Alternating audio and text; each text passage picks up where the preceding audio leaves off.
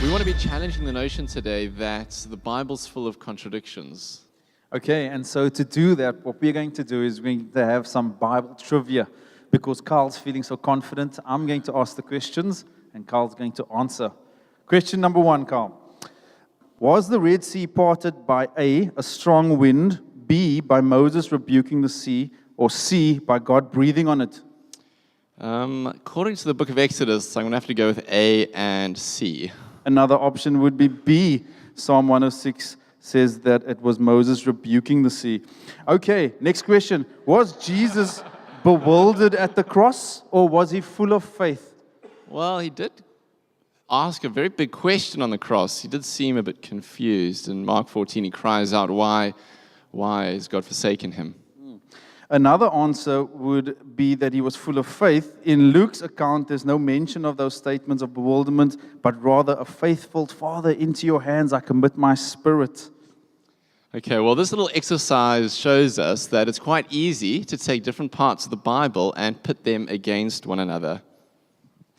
When a group retells any collective memory, a story about something that they've been through, different ones will always tell different parts in different ways. And these strands don't necessarily contradict each other. They just give a fuller picture of what actually happened.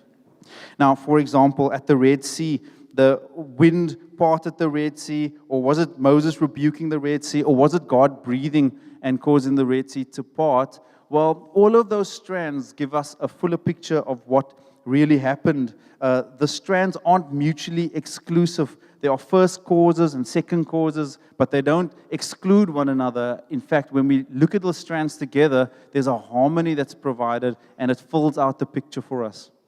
Similar with Mark and Luke, each author of those particular Gospels has a theological agenda that's slightly different. So, for example, in Mark, the picture we get of Jesus is of a suffering servant, and Mark emphasizes the sufferings of Christ on the cross, particularly the cry of dereliction. When Jesus cries out, why, oh why, Lord, have you forsaken me? The other thing to notice about that cry is that it's actually a quote from Psalm 22, which Mark is put in there to highlight the fact that Jesus is fulfilling prophecy when he dies on the cross. So upon a casual reading, it can seem as though Jesus is confused, but actually Mark's going to great pains to show us that Jesus was the suffering servant prophesied about. Also full of faith, though. Luke also talks about the sufferings of Christ, sweating drops of blood. So each author recognizes both the faith and the sufferings of Jesus, but they have different emphases, and those emphases are not mutually exclusive. So when two strands or more are not mutually exclusive, then harmonizing those strands actually enrich the text and fill in nuances and colors in the story that wouldn't otherwise be there. Okay, let's do some more Bible trivia quickly. Ryan, was the veil at the curtain torn before Jesus died or after Jesus died? Definitely before. I'm going to say after, according to Matthew chapter 27. So, when kids play a game, I'm sure you've seen this, they often change the rules as they go along. Sometimes adults do this too. And what then ensues is arguments about the rules, and the game ends up stopping. Now, the same is true when we come to the Bible. We need to figure out what the rules are of the ancient cultures and their conventions of communication. We can't impose our sets of rules on the way that they communicated. For example, ancient literature doesn't only retell stories chronologically, they also do it thematically. And this was completely part of the rules. The authors would link different stories and different parts of a story in order to make a point. So, for example, Luke reported that the tearing of the veil happens before the death of Jesus, and then Matthew and Mark mention it after the death of Jesus. Contradiction? Not if we consider their rules. The tearing of the veil symbolized that all barriers between humanity and God had been removed. By the death of Jesus, and the magnitude of this event is actually being communicated by the authors. So, Matthew and Luke, being much more descriptive than Mark, choose to group this wonder alongside other cosmic signs such as the midnight darkness that falls during noonday, the rock-splitting earthquake that happens, and dead bodies that get resurrected through open tombs. The point here is that they are grouping events, radical events, that that are pointing to a particular theme. And what's the theme? The power and the significance of the death of Jesus. So they retell the event thematically, not chronologically, and it's not against their rules. The facts of the story are also often shaped by a particular theological agenda. So you might read Samuel and Kings and then read Chronicles and see that different things are presented in slightly different ways. And so the goal in reading the Bible is to try and understand, how is this particular book written, according to what rules, and how should I understand it according to the rules of that genre and context. Even today, people have different ways of communicating. In my culture, we don't communicate very directly. In Carl's, I think you guys communicate very directly. And so even in this day and age, we have different ways of saying things. And the way to understand each other is to figure out what the rules for engagement are for me. And so that when Carl's listening to me, he understands how I communicate. When I listen to Carl, I understand how he communicates. And so the same is true when we come to an ancient text. We need to understand the rules for their communication style. Okay, last Bible trivia section. Did Jesus teach that anyone who is not with me is against me? Or did he teach that whoever is not against him is for him? Getting the feeling it's both.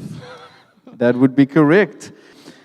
Okay, so you can make a person say anything that you want them to say if you take them out of context. When you take someone out of context, you can really change the meaning of any phrase that they have made.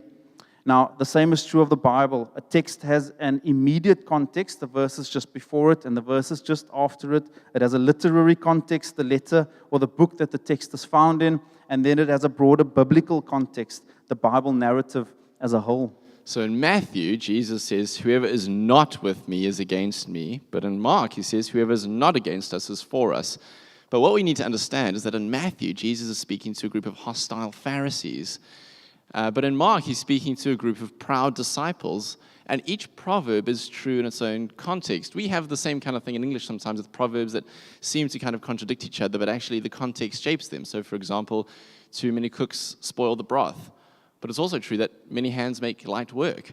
And so we always need to be thinking about the particular biblical, literary, theological, and historical context that a statement is found in.